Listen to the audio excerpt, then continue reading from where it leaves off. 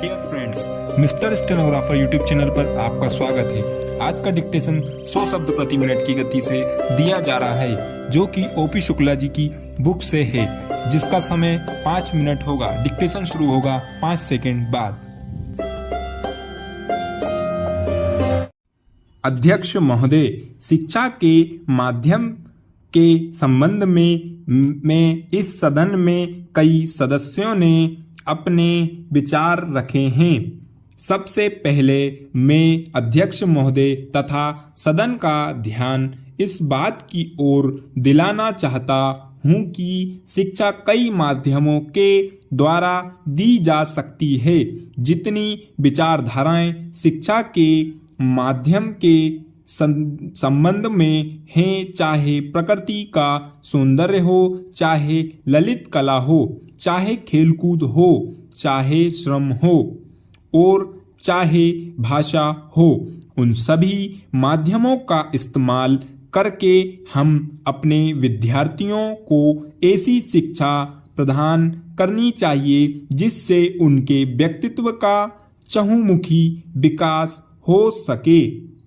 इन सब माध्यमों में भाषा का भी अपना एक बड़ा महत्व है, लेकिन अफसोस है कि आजकल हम केवल भाषा को ही शिक्षा का माध्यम बनाकर चले, जिसका नतीजा यह हुआ कि केवल किताबी शिक्षा ही हम अपने बच्चों को दे पाए और केवल किताबी शिक्षा से न उनके व्यक्तित्व का ही संपूर्ण विकास हो पाता है और न हम अपनी शिक्षा को ही अच्छे स्तर पर ले जा सकते हैं।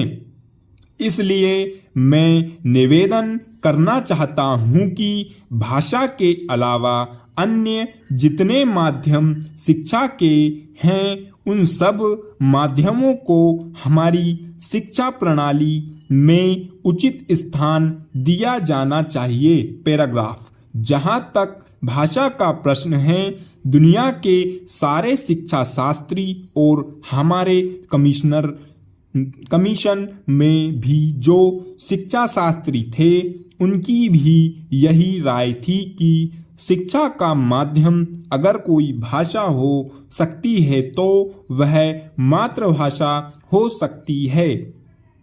मातृभाषा के अतिरिक्त अगर अन्य किसी भाषा में शिक्षा दी जाती है तो वह शिक्षा अच्छी नहीं कही जा सकती। उसमें बच्चों की शक्ति की बहुत हानि होती है। जो शिक्षा हम मातृभाषा के माध्यम से 5 साल में दे सकते हैं, वह दूसरी भाषा के माध्यम से हम 15 साल में भी नहीं दे सकते।